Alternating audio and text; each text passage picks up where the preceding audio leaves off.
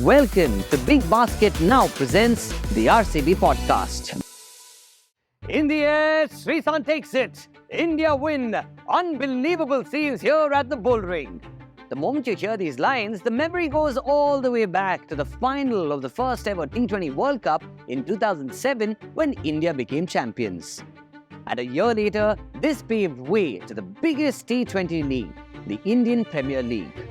Good commentary does that to people. We start associating our favorite memories from cricket with the broadcaster's take on it, reverberating through our television sets. In this episode, we shall hear about the changing world of cricket broadcast and commentary. You're watching behind the scenes of the IPL. This episode is Reach and Replay, television broadcast.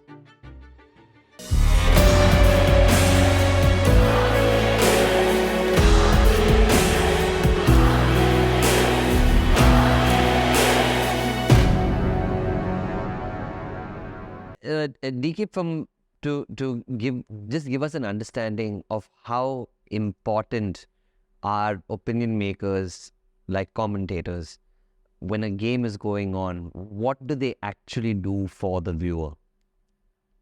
So the aim of the commentator is to try and get into the living room of people who are watching and make them feel a part of it. So you don't want to be very condescending. You want to be very warm. You want people to understand. There are also different types of people who watch it. Some people watching it for the first time. Some people who understand the game. Some people are very, the big connoisseurs who understand everything about the sport. They want to know the intricate details. So you try and connect with all different types of people who watch the sport, and you make it as authentic from your side as possible. You know, cricket broadcasting has changed so much. It started off first with an introduction of numbers and stats, and then it went down to this phase of, hey, let's enjoy the game, to now again this strange mix of let's enjoy the game and here are numbers. It's changed a lot over the years. Which phase do you particularly enjoy? I liked the dugout which was brought up, and there wasn't too much of a following for that. But what one of the broadcasters did with the dugout was that it wasn't too many numbers. It was just a lot of demos, what the player is trying to do, how the ball's being bowled, what is the position of the seam, how is somebody looking to bowl that slow ball or deceive a particular batsman in a particular way. So those nuances there was enough time wherein the sponsors' commitments were not so much, or they were not at the forefront, and you had enough time to try and decode that. So I really enjoyed that part. Do you think numbers actually tell a story? I mean, of course, if you have great stats, then of course, yes. But sometimes like things like head-to-head or like head-on slayers, this person versus this person. You think that's really a thing? Well, I would say that, it's cricket has gone into super specialization, and like earlier there used to be just a general doctor or a physician, and you would go to him for all your problems, and he would have a cure for probably a remedy for whatever you wanted to discuss with him. But nowadays there is a specialist for each and every body part. So likewise, even in cricket, the super specialization has kicked in, and there's place for data analysts as well. I think from my experience, it doesn't really change that much, but those analytics and the trends is very, very helpful when you are at the auction table trying to look at what's happening in the room, how much purse is remaining, and that's where the permutations, combinations, they do play a part. That artificial intelligence, which tells you, okay, that some team is less likely to go because they do not have that purse. There are so many players whom they have to target, so it is practically impossible for them to stretch beyond a particular budget. So, I mean, under those pressure situations, if there's a voice which is saying that, okay, this is the case, it gives you a perspective or clears your line of thinking. So, all those things certainly help. But from a cricket point in time, I still feel that players react better when they are out there. They play by instincts. Cricket is what you see and how you react. It's still the same. It doesn't really change too much. बस यही बोलना है, यही तुम्हारा है? Yeah, that's it. सही है यार. Now delivering in 10 minutes.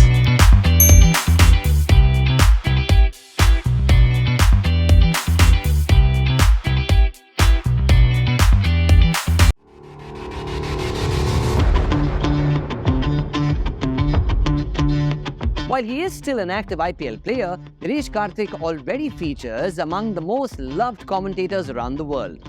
The freshness that he brings, his insights and wit on the mic have been received very well across the cricketing fraternity.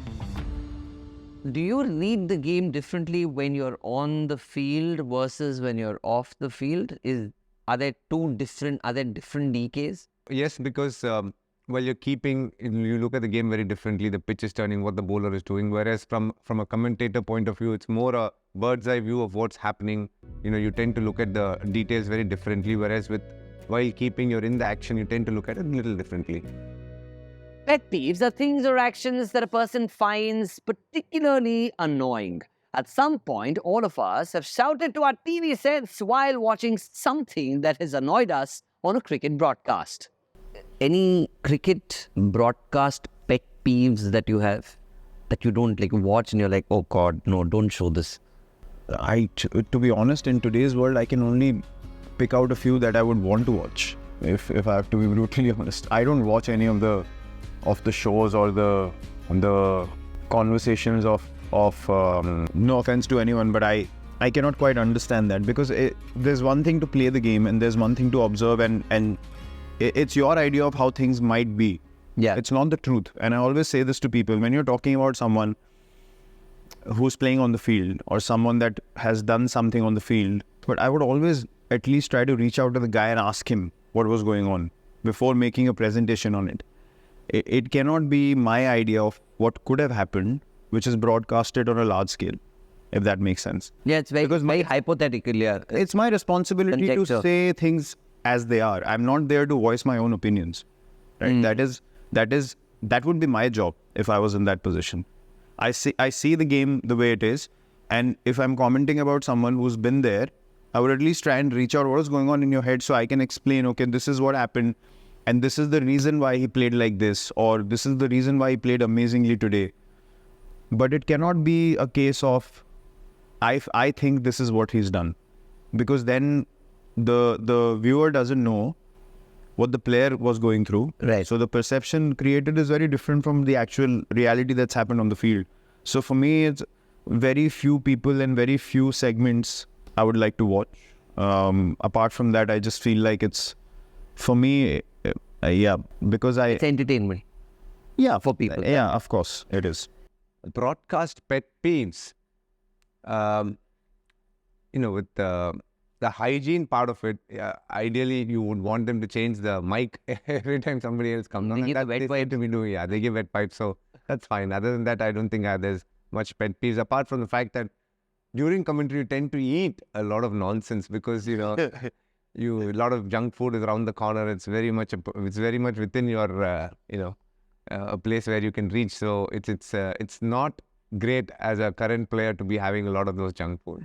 What I don't like, and I laugh now because I've been on the other side of the camera, is commentators that throw out these broad statements, and then 5 minutes later they can shift 180 degrees without even commenting what they said 2 minutes ago. Yeah. It is a great job, because you can always be ahead of the game, and but as I said, when you're on the other side of the camera, you can have a bit of fun with it, because you can throw out something that's outrageous, and if it's correct, you look like a genius, and if it's not, you just move on to the next thing. Always in the dugout, or in the dressing room, if you see some of the players / support staff wearing glasses, and everybody's saying that, okay, they're watching the game intently, but I know half of the time the eyes are closed. So that is certainly a pet peeve. Is it really that obvious that they're sleeping, or is that you're just joking about it? A power nap here and there doesn't really hurt anybody. It doesn't. It energizes. That's why it's called a power nap. Regional language commentary has been a recent innovation in cricket commentary. JioCinema became the talk of the industry when fans started listening to IPL being called in Bhojpuri and Punjabi language. So the advantage of digital is that you can do many feeds. So I can customize feeds for very specific geographies. Unlike linear television, which gets restricted to 5 or 6 channels that you can put it on, here we could do 17 fields. And that was quite game-changing. As you pointed out, Bhojpuri, the other big hit was Punjabi. So it helped us experiment with a large number of languages. And our learning on this has been quite simple, saying that, look, if you provide access in an affordable way, by access, I mean if you're providing it in the language of their consumption, then there is a real chance that they will watch a lot more content than what they would if they were not deeply immersed. And language does that, and that's what our learning was. Some languages certainly, like Bhojpuri and Punjabi in particular, sort of blew our minds in terms of what happened. बस यही बोलना है, यही तुम्हारा add? Yeah, that's it.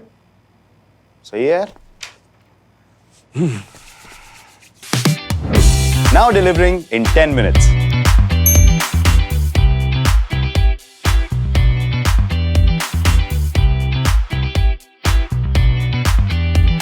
Who's your favorite commentator?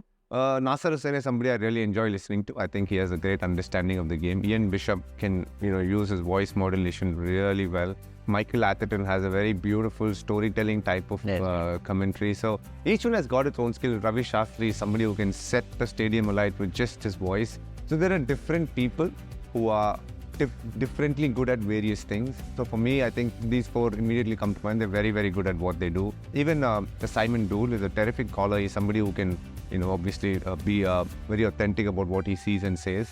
So some very interesting names and some very good commentators over a period of time. I like Michael Atherton because he has his own sense, his own style. Likes to talk about the technique of the game. Nasser Hussain is one who wants to delve deeper into the mental aspects of the game. So I actually sort of like the coverage of the India-England Test series. I don't really watch too much cricket outside when India is not participating. So from that perspective, I do enjoy listening to both of them. Your friend has become a commentator now, Aaron Finch, who's doing a great job. Do you have any favorite commentators that you like listening to? Yeah, Finchie's been really good. I think hearing some of the stuff he's been doing, we both do a lot of commentary stuff together with the Big Bash. So that was really enjoyable. Been lucky enough to do a bit of commentary with Mark Howard, Very good. Adam Gilchrist. Those two guys were certainly two of the more easy people to work with. To be sitting in between them and sort of getting handed questions about the scenario of the game, I thought they operated really smoothly. So I think seeing the other side of the field while I was injured to sort of do that commentary was a really nice eye-opener to sort of see how that works. And those two guys certainly made me feel very welcome. I actually like Aaron Finch at the moment. I think, and I say that just because he's so up to speed with the modern game. Yeah. I think getting those players that are up to date with how the game's played, how the players are thinking, so bringing that intel to the game, I think is fantastic. Recent captain, I think he's nice. Is that because you think, like you rightly said, modern game? Do you think the game's getting younger, and hence the commentators need to get younger? Well, I think the game changes every year. To be honest, like the last 2 years, the game has changed so much, and obviously the impact rule, whatever.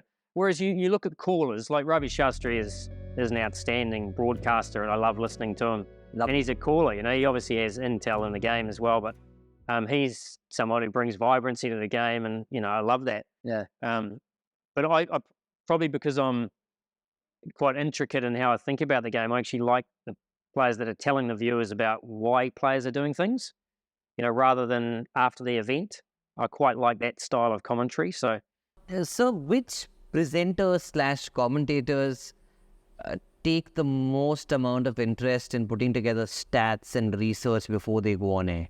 It is always fueled by which broadcaster you are working for. So there are a number of presenters, and I've worked with some very, very good presenters. Vayanti Langer is one, Jatin Sapro is another one. And if they were doing a particular show for a particular different broadcaster who is not very keen on bringing the statistical part of it, I am very sure that they would do an equally commendable job.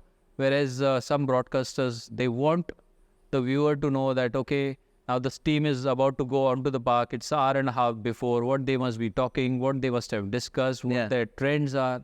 And if the style is being something which is being looked for as a way of showing or getting the game across to the viewer, there is room for that as well. So I'm not saying there's one size fits all, but both styles really work well, and the presenter is only doing what a producer wants him to do. And what about the commentators?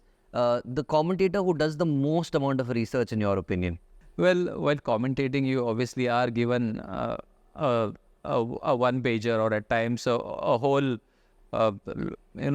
Synopsis? detailed version. Oh, it's not a synopsis. It's not a synopsis by any stretch of imagination. So you do get a big, massive write-up as to where the players are. You do certainly read that, because if you do not do that as professional, I feel that you're disrespecting the guy who's putting in a lot of effort in putting those things together. Yeah. So you try and absorb those things in and bring those things up for the sake of viewer. Or there are times wherein, a number just is propped up on the screen. So if you feel that it's apt to bring that sort of a stat and give it, or give it more importance, then you certainly say that, okay, this is a stat.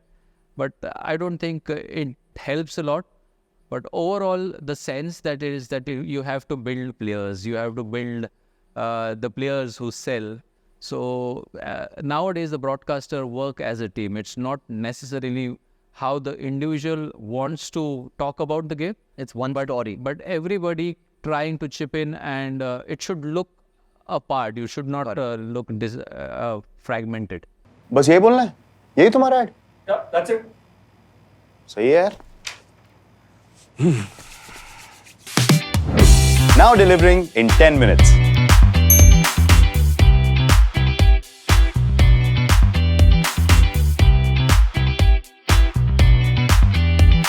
Mike, from all the broadcasters you've met or presenters, one person who does a lot more homework than the others? I think Ian Bishop. I've heard. I think Ian Bishop does a huge amount of work on players that not many people know a lot about, especially domestic players. So, and I think players appreciate that. Players really do appreciate that they've put a lot of work in behind the scenes. Scott Styris, look, I find him quite irritating at times, and I don't agree with his views, but he's, and I say that in a nice way because he's a mate of mine. But no, I know he said things about you as well. Yeah, of course he has. But he's actually in the RCB Insider interview, he said things about you. Yeah. He said you should go and stuff, huh? So what you're saying is still very like PG-13. Yeah, the thing with Scott is he will put something out there, like he'll put RCB as the 10th on the list with him just to irritate me, just to try and get a comment from me. But he does do his work. You text him? Oh, occasionally. I try. I don't want to give him the satisfaction of thinking that I read his stuff. I love it. This should be a show by itself. This Mike and Scotty. What would you rather do commentary on, a T20 game or a test game? Test match, because there's a lot more you can elaborate, be detail about, and explain to the viewers as to why certain events are happening. And I think you get that time in test match. T20 is a lot more fast paced, where you're just talking more about what is happening on the field. Whereas with test matches, you can talk about the why and the how, and that becomes very interesting. Yeah, test match. I'm still a traditionalist at heart and love test matches. Also, I think you're a very tranquil, peaceful person. I think you'll enjoy a test match as well. Talk about a variety of subjects and the sport. Yeah, I think so. It allows you a little bit more time to talk about something in detail, which is probably more my style. Yeah. T20, you just work. And look, I love commenting on T20, but test matches are still the pinnacle for me. Would you rather do commentary on a T20 game or a test game? Test game, because test game, you have the luxury of time to actually decode and try and make your point or let the viewer know what's going through there. But in T20, it's so action-packed, and you do not really have the luxury of time. The sponsors' commitments are such that you have to come in and come out of the over so quickly. Not enough space because you have to, try and enhance the viewer experience. It's not so much decoding the game, but, living up the experience. Every passing year, IPL breaks its own record of concurrent as well as overall viewership. The league has been reaching out to the far ends of the country, and everyone has their favourite team or players to support. It is the world of cricket broadcast that makes sure the league keeps its promise of entertaining the whole country. With technological innovation, it is only going to get better. You're watching behind the scenes of the IPL, and we'll see you on the next episode. You're watching Big Basket Now presents the RCB podcast.